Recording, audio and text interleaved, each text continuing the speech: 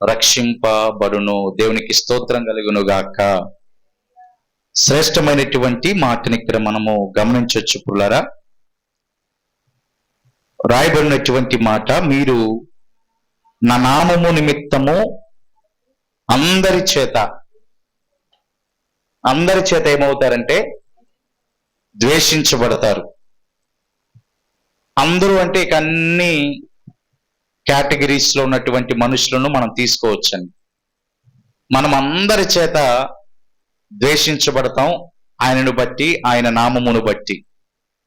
అయితే దానికి కొనసాగింపుగా చెప్పబడినటువంటి మాట ఏంటంటే, అంతము వరకు సహించిన వాడు రక్షింపబడతాడు. సహించటం అంటే పుల్లారా భరించిన వాడు, అంతము వరకు భరించిన వాడు ఏమవుతారంటే రక్షించబడతారు. ఈ రెండు చాలా ప్రాముఖ్యమైనటువంటి మాటలు పుల్లారా. మొదటి మాట, అందరి చేత ద్వేషించబడతాం. రెండవ మాట, సహించబడేటటువంటి వారిగా, సహించేవారిగా ఉండటం. ఈ సన్నిధిలో ఉన్నటువంటి మనమైనా, ఈ మాటలు వింటున్నటువంటి ప్రియబిడ్డలు ఎవరైనా సరే, ఒకానొక సందర్భంలో ఇప్పుడు వరకు నన్ను ఎవరు ద్వేషించలేదయ్యా అని మనము అనుకొని ఉండొచ్చేమో, లేకపోతే ఇంతవరకు నా కుటుంబాన్ని ఎవరు ద్వేషించలేదు అని అనుకొని ఉండొచ్చేమో. కానీ ఆయన నామము నిమిత్తముగా ఇప్పుడు వరకు నువ్వు ద్వేషించబడకపోయినా ఒకానొక దినము ఖచ్చితంగా వస్తుంది. అప్పుడు మనము ఆయనను బట్టి ఏమవుతామంటే మనము ద్వేషించబడతాం. ఇప్పుడు వరకు నన్ను ఎవ్వరు ద్వేషించలేదు అని అనుకుండొచ్చు, కానీ ఒకానొక దినము ఖచ్చితంగా ఉంది. ఆయనను బట్టి, ఆయనను మనము రక్షకుడిగా అంగీకరించిన విధానాన్ని బట్టి, ఆయన ద్వారా పరలోక రాజ్య ప్రవేశం ఉంది అని నమ్మిన ఆ విధానాన్ని బట్టి, ఇప్పటి వరకు ద్వేషించబడకపోయినా ఇక ముందు ఉన్నటువంటి దినాలలో నీవు, నేను, మన కుటుంబాలు తన నామమును బట్టి ద్వేషించబడతాయి. అప్పుడు నీవు నేను ఎలా ఉండాలి అని ప్రభువు వారే సమాధానము ఏమని చెప్తున్నారంటే సహించాలి అని చెప్తున్నాడు. ఆమేన్. అంతము వరకు మనము ఏ రీతిగా ఉండాలంటే పుల్లారా సహించాలి. అంతము వరకు సహించినటువంటి వారు రక్షించబడతారు. అంతము వరకు భరించినటువంటి వారు, అంటే సహించడం అంటే భరించడం అని చెప్పే కదా పుల్లారా. అంటే నిన్ను ద్వేషిస్తా ఉన్నప్పుడు, నా కుటుంబాలని ప్రభువును బట్టి ద్వేషిస్తా ఉన్నప్పుడు, ప్రభువుని రక్షకుడిగా అంగీకరించిన విధానాన్ని బట్టి నీవు ద్వేషించబడతా, కుటుంబము ద్వేషించబడతా ఉన్నప్పుడు మనం నేర్చుకోవాల్సినటువంటి గొప్ప సత్యం ఏంటంటే భరించే వారిగా మనము ఉండాలని. దేవునికి మహిమ కలుగును గాక. భరించేటటువంటి వారిగా. ఎంతవరకు భరించాలంటే ఎంతవరకైనా భరించాల్సిందే. అది ఎప్పటి వరకు? అంతము వరకు. కొన్ని దినాలు ఉండి, కొన్ని మాసాలు ఉండి, కొన్ని సంవత్సరాల పాటు ఉండేటటువంటి విధానం కాదు పుల్లారా. అంతము వరకు నీవు నేను ఏ విధమైనటువంటి విశ్వాస క్రమంలో నడవాలంటే భరించేటటువంటి వారిగా, అంతము వరకు అటువంటి వారిగా మనము కొనసాగాలి అని నేటి దినాన ప్రభువారు మనతో మాట్లాడుతున్నారు పుల్లారా. లేఖనాలు ఉన్నటువంటి కొన్ని శ్రేష్టమైనటువంటి మాటలు మనం గమనిస్తే, హెబ్రీ పత్రికలో భక్తుడు ఒక మాట మాట్లాడతాడు పుల్లారా. 10వ అధ్యాయము 32వ వచనాన్ని ఒకసారి మనం జ్ఞాపకం చేసుకుందాం. హెబ్రీ పత్రిక 10వ అధ్యాయము 32వ వచనాన్ని. అయితే మీరు వెలిగింపబడిన మీదట శ్రమలతో కూడిన గొప్ప పోరాటము సహించిన పూర్వ దినములు జ్ఞాపకము, దేవునికి మహిమ కలుగును గాక. చూడండి, ఇక్కడ భక్తుడు చెప్తున్నటువంటి మాట పుల్లారా, మీరు వెలిగింపబడిన మీదట. ఈ సన్నిధిలో ఉన్నటువంటి మనందరము కూడా ఆయన ద్వారా వెలిగించబడ్డాం నిశ్చయంగా. ఏ విధమైన డౌట్ లేదు కదా పుల్లారా. వెలిగింపబడిన మీదట భక్తుడేమన్నాడు చూడండి, శ్రమలతో కూడిన గొప్ప పోరాటము సహించిన పూర్వ దినములు ఒకసారి జ్ఞాపకము తెచ్చుకొనుడి అంటున్నారు. అంటే చూడండి, ఇక్కడ మనకి మంచి సాక్ష్యాన్ని భక్తుడు ఇస్తున్నాడు. ఇక్కడ ఏమని? మీరు వెలిగించబడ్డారు. రెండవదిగా, మీ పూర్వ దినములలో మీకు కలిగినటువంటి శ్రమలను బట్టి, గొప్ప పోరాటాలను బట్టి పూర్వ దినముల్లోనే మీరు ఎలాగున్నారంట? సహించిన వారిగా ఉన్నారు. ఆమేన్. ఎంత గొప్ప మాట పుల్లారా! ఇప్పుడు దినములు కాదంట, 2024 సంవత్సరం గురించి చెప్తున్న భక్తుడు ఇక్కడ. పూర్వ దినములు, వెలిగించబడిన మీదట రక్షించబడినటువంటి దినములలో, తొలి నాళ్లలో, తొలి సంవత్సరములలో నీవు నేను ఎలాగున్నామో అని భక్తుడు జ్ఞాపకం చేస్తున్నారంటే, శ్రమలతో కూడిన గొప్ప పోరాటాలు మనకు వచ్చాయంట. అంటే అప్పుడే తొలినాళ్ళలోనే నువ్వు ద్వేషించబడినటువంటి దినాలు వచ్చాయి. మనం రక్షించబడినటువంటి తొలి దినాలలోనే ద్వేషించబడినటువంటి దినములు, మాసములు, సంవత్సరములు వచ్చినప్పుడు నీవు నేను ఎలాగున్నాము అని చెప్తుందంటే బైబిల్ గ్రంథం చూడండి, సహించిన వారిగా ఉన్నామంట. ఆమేన్. సహించిన పూర్వ దినాలు ఒకసారి జ్ఞాపకం తెచ్చుకో.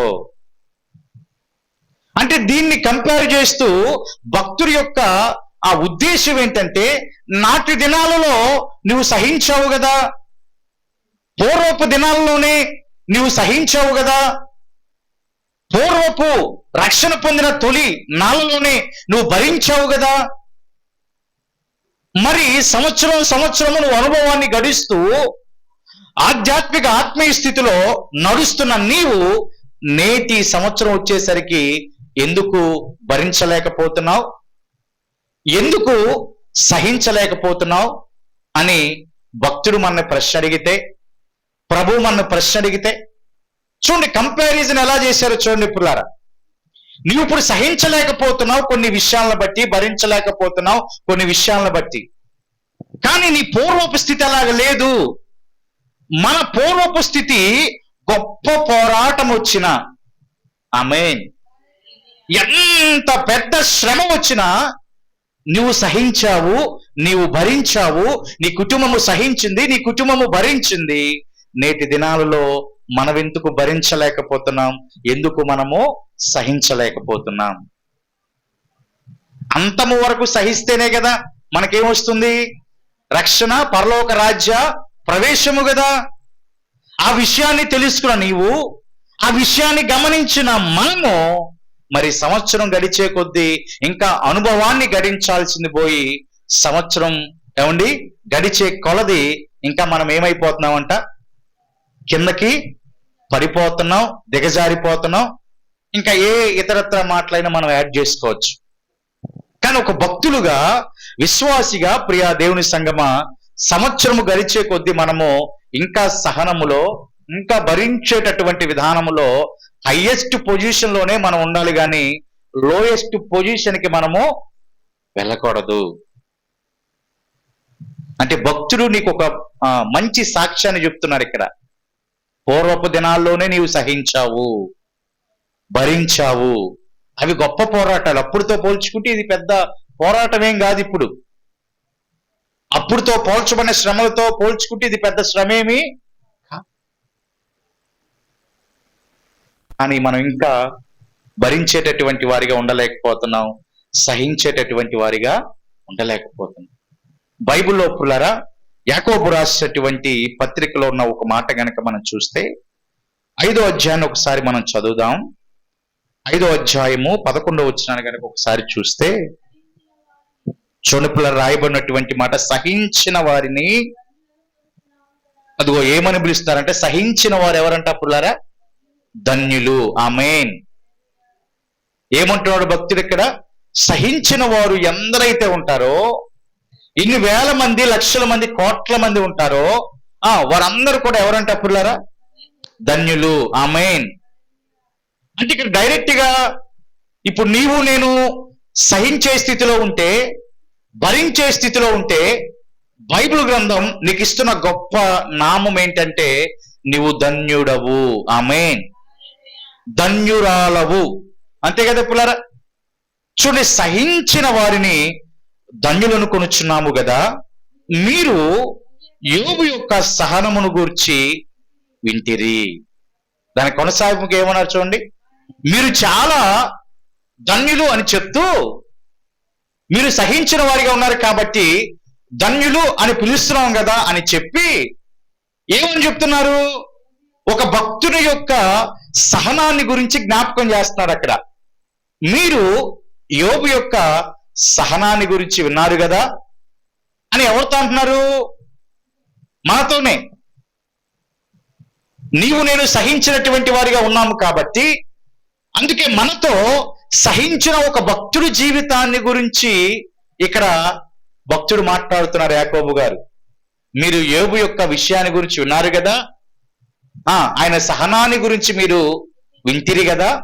ఇంకా ఆయన ఏం కలిగి ఉన్నారంటే పులారా, ఆయన ఎంతో జాలియు కనికరమును గలవాడని మీరు తెలుసుకొని ఉన్నారు. దేవునికి స్తోత్రం. మీరు విన్నారు ఆయన గురించి. ఆయన జాలి కలిగిన వాడని, పునర కనికరము కలిగినటువంటి వారిని మీరు తెలుసుకున్నారు. ఆ భక్తుడి మాదిరిగా నేటి దినాన సహనాన్ని నీవు కలిగి ఉంటే, ఆ భక్తుడి మాదిరిగా సహనము, జాలి, కనికరము కలిగి ఉంటే నిన్ను బైబిల్ గ్రంథం ఏమని సంబోధిస్తుందంటే ధన్యులు. దేవునికి స్తోత్రం.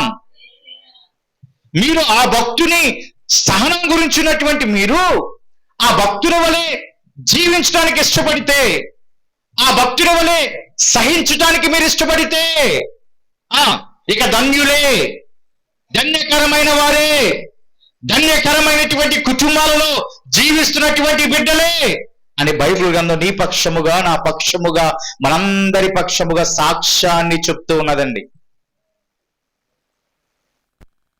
ఎంతో సహనంతో భక్తులైన యోబు గారు ఉన్నారు. ఆయన గొప్ప నిరీక్షణతో ఉన్నారు. కష్టాలు వచ్చినాయి, గొప్ప పోరాటాలు ఆయనకు వచ్చినాయి, గొప్ప శ్రమలు వచ్చినాయి. ఆయన జీవితంలో వెలుగు అనేది కొన్ని దినాల పాటు లేదు. చీకటి కమ్మేసింది. గాఢాంధకార మబ్బులు యోబు గారిని కమ్మేశాయి. గాఢాంధకారమైనటువంటి మబ్బులు యోబు గారి కుటుంబాన్ని, జీవితాన్ని కమ్మేశాయి. కానీ యోబు గారి యొక్క నిరీక్షణ ఏంటంటే పుల్లారా, కొన్ని దినాల పాటు ఆ వెలుగు గాఢాంధకారమైనటువంటి మబ్బుల ద్వారా కమ్మివేసి ఉన్నప్పటికీ కూడా ఆయన నిరీక్షణ ఏంటంటే దేవుడు ఒకానొక దినాన నా కొరకు గాలిని పంపిస్తాడు. ఆ గాలి వీచుట ద్వారా ఏదైతే మబ్బులు కమ్మి ఉన్నాయో ఆ గాలి వీచుట ద్వారా ఆ మబ్బులన్నీ కూడా నా జీవితాల్లో తొలగిపోతాయి. మునుపటి వెలుగును నేను మరలా చూస్తాను అనే నిరీక్షణతో భక్తుడైన యోబు గారు ఉన్నారు. దేవునికి స్తోత్రం. చూడండి, ఎన్ని గొప్ప పోరాటాలు ఆయనకి, శ్రమలతో కూడిన గొప్ప పోరాటాలు యోబు గారు ఎదుర్కొన్నారు. తాత్కాలికమైనటువంటి వెలుగు గాఢాంధకారమైన మబ్బులతో కమ్మివేయబడినప్పుడు ఆ నిరీక్షణ ఏంటంటే ఆయన గాలిని పంపిస్తాడు ఒక దినాన. ఆమేన్. ఆ గాలి వచ్చి మబ్బులు మొత్తాన్ని ఏం చేసిద్దంటండి? మబ్బులు మొత్తాన్ని తీసివేసేటట్లు చేసిద్ది. మరలా కోల్పోయినటువంటి వెలుగులోనికి ఆయన వస్తాడు. కాబట్టి ఆ నిరీక్షణ మనం కూడా కలిగి ఉండాలని ఇక్కడ ఈ భక్తుడు యోబు గారి జీవితాన్ని బట్టి ప్రస్తావిస్తూ ఉంటూ ఆయన గురించి మీరు విన్నారు కదా అంటున్నారు. ఆయన కలిగి ఉన్నటువంటి జాలిని బట్టి, కనికరమును బట్టి మీకు తెలుసు కదా, మీరు విన్నారు కదా. ఆ రీతిగా మనము జీవించగలిగినట్లయితే మనము కూడా ధన్యులము అవుతాము కదా అని భక్తుడు ఉద్దేశిస్తూ మనతో చెప్తుంటున్నటువంటి మాట పుల్లారా. కాబట్టి సహించేవారిగా, భరించేవారిగా, పోరాటాలను, శ్రమలను అంతము వరకు నీవు నేను భరించగలిగినట్లయితే జీవ కిరీటాన్ని పొందుతాం, పరలోక రాజ్య ప్రవేశాన్ని నిశ్చయముగా మనము పొందుకుంటాం. అటువంటి అనుభవాలలోనికి మనము నడవాలని భక్తుడైన పేతురు అంటున్నాడు పుల్లరా, తను రాసినటువంటి మొదటి పత్రిక ఒకసారి గనక మనం చూస్తే 2వ అధ్యాయము పుల్లరా 19-20 వచనాలని మనం చదువుదాం. ఎవడైనను అన్యాయముగా శ్రమ పొందుచు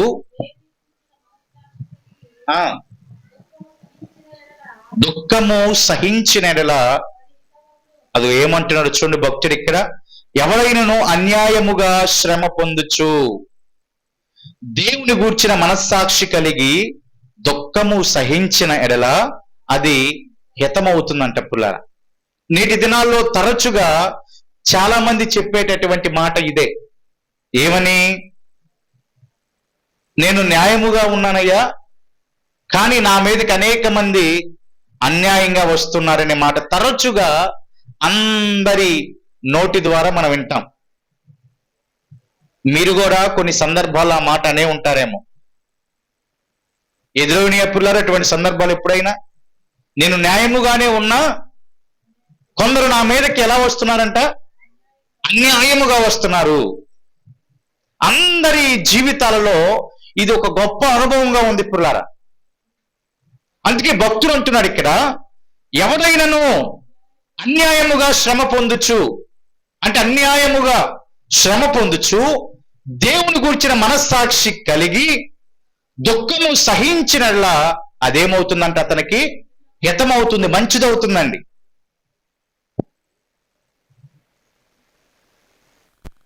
అన్యాయముగా శ్రమ పొందుచున్నాను అని అనుకుంటున్నటువంటి ప్రియా దేవుని సంగమా, నేనేమి చేయకపోయినా నన్ను బట్టి, నా కుటుంబాన్ని బట్టి అన్యాయముగా అనేక మంది ప్రవర్తిస్తున్నారు అని నీ మనసులో నీవు అనుకుంటా ఉంటే, ప్రభు లేఖనం చెప్తున్న మాట ఏంటంటే, దేవుని గూర్చిన మనస్సాక్షి కలిగి నువ్వు జీవిస్తే, ఒకవేళ నీవు న్యాయంగా ప్రవర్తిస్తూ నీ ఎడల అనేక మంది అన్యాయం చేస్తూ ఉంటూ ఉన్నటువంటి స్థితిలో నీవు మాత్రము నీ సహనాన్ని కోల్పోకోకుండా భరిస్తూ దేవుని మనస్సాక్షిని కలిగి ఆ దుఃఖాన్ని గనక సహించిన ఎడల అది నీకు నీ దృష్టిలో ఎలా ఉంటుందంటే హితముగా, మంచిదిగా ఉంటుందండి.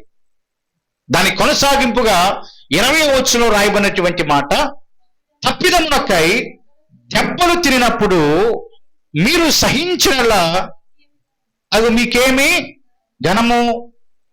చూడండి ఇక్కడ, తప్పిదమునకై దెబ్బలు తిన్నప్పుడు మీరు సహించడం మీకేమేది ఘనత తీసుకొని రానే.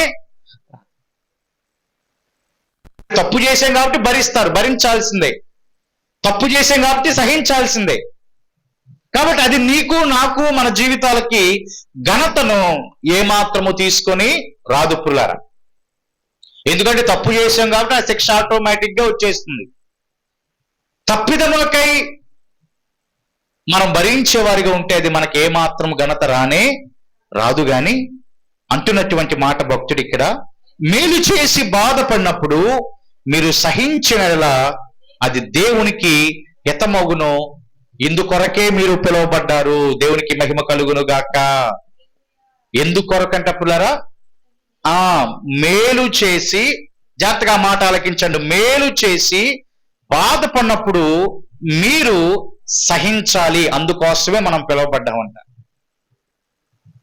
అందుకే ఒక మాట అన్నా కదా పుల్లారా, నేను న్యాయంగానే ఉన్నాను, అనేక మంది అన్యాయముగా ప్రవర్తిస్తున్నారని.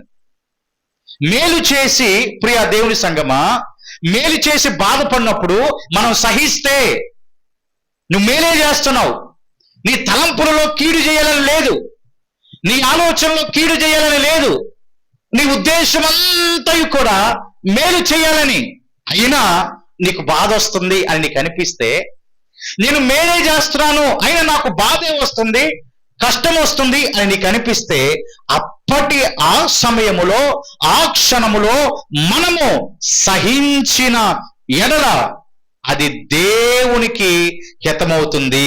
ఆమేన్. ఎవరికి హితం అంట పుల్లారా? దేవుని హితము. దేవునికి మంచిగా ఉంటుందంట అది. పై వచ్చునేమో అది హితమగును అనే మాటే ఉంది అక్కడ. 20వ వచనంలో ఏముంది ఇక్కడ? దేవునికి హితమవుతుంది. అంటే దేవునికి నచ్చుతుంది ఆ పని. అంటే నువ్వు మేలు చేసి బాధ వస్తుందనుకో, ఆ సమయంలో మనం ఏం చేయాలంట? సహించాలి, భరించాలి. సహించాలి, భరించాలి. అయ్యా ఎంతకాలం సహిస్తాం? ఇంక నేను సహించలేను, ఇంక నేను భరించలేను. మేలు చేస్తున్నా, నాకెందుకు ఈ బాధ? మేలు చేస్తున్నా, నాకెందుకు ఈ కష్టము? నాకెందుకు ఈ నింద? ఇంకెంతకాలము అంటే మూలవాక్యంలోనే మనం చూసాం, అంతము వరకు అని. ఆమేన్. ఎంతవరకు అంటే పుల్లారా?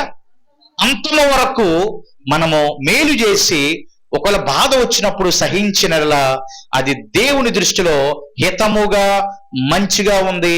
అందుకోసమే మనం అందరము కూడా పిలువబడ్డాం. దేవునికి మహిమ కలుగును గాక. ఎందుకు పిలువబడ్డామంటే మనము సహించే వారిగా ఉండటానికండి, భరించే వారిగా ఉండటానికండి. ఆయన నామము నిమిత్తము ఎన్ని బాధలు ఎదురైనా, శ్రమలు ఎదురైనా, నిన్ను దూషించినా, ఇరుకులు పాలు చేసినా, ఇబ్బందులు పాలు చేసినా, నిన్నే ప్రభువు ముందుగా ఎందుకు ఎన్నుకున్నాడంటే నీలో ఆ సహనము ఉండటాన్ని బట్టి, భరించే గుణము ఉండటాన్ని బట్టి ప్రభువు ముందుగానే నిన్ను, నన్ను, మనందరినీ కూడా విశ్వాసులుగా ఎన్నుకున్నాడు. అది దేవుని దృష్టి ఎలాగుందంటే హితముగా ఉంది. అందుకోసమే మనము పిలువబడ్డాం.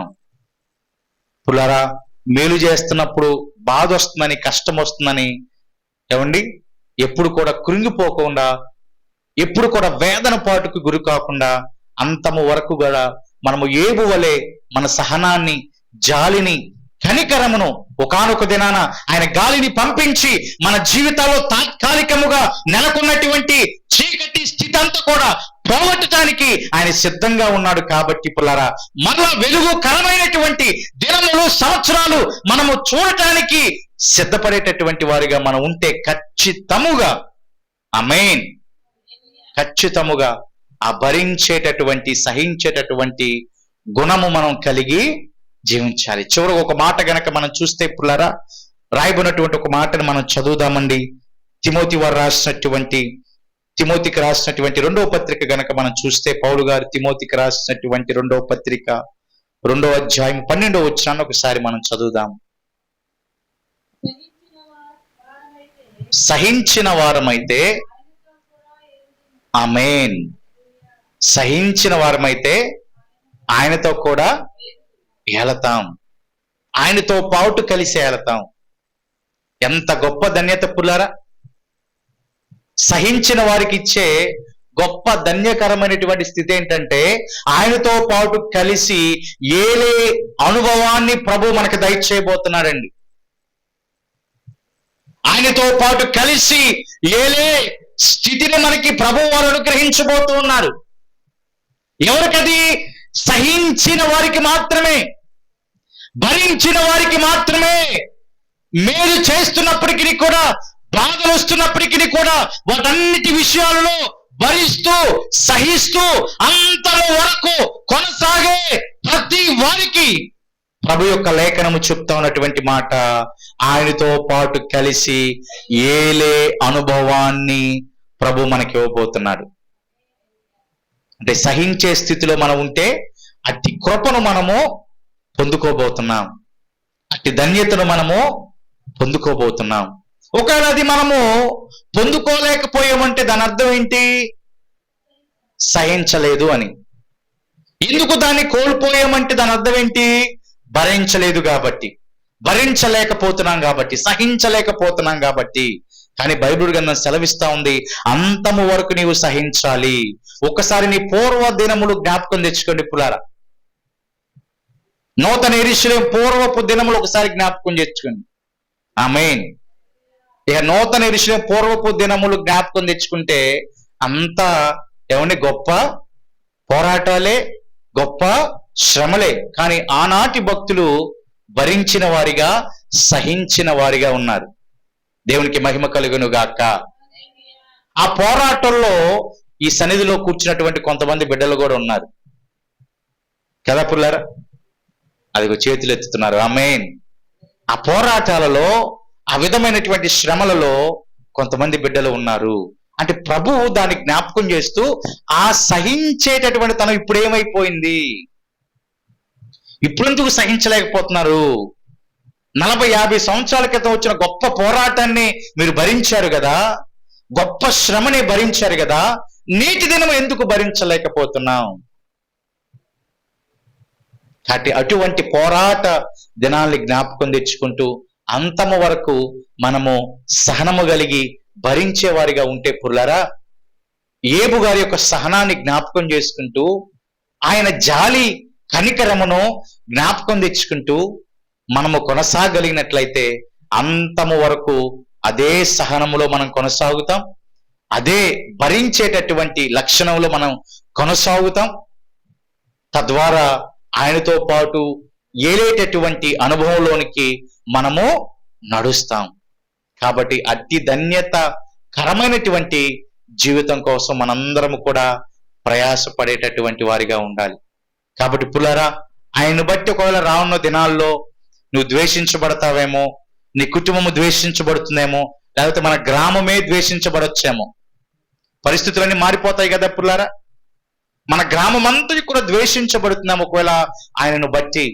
కాబట్టి అందరూ కూడా సహించే అనుభవంలోనికి, భరించే అనుభవంలోనికి, అంతము వరకు ఆ రీతిగా కొనసాగటానికి ప్రభు సహాయాన్ని గనక మనం కోరుకుంటే, ప్రభు సహాయాన్ని గనక మనం వేడుకుంటే, ప్రార్థనలో ప్రభటి సహాయము, అతి ధన్యత నాకును, నా కుటుంబానికి, నా జ్ఞానం, నా గ్రామమునకు భరించే, సహించే గొప్ప కృప దయచేయమని మనం వేడుకున్నట్లయితే ఖచ్చితంగా ప్రభువు మనకు అట్టి స్థితిని ఇవ్వబోతున్నాడు పుల్లారా.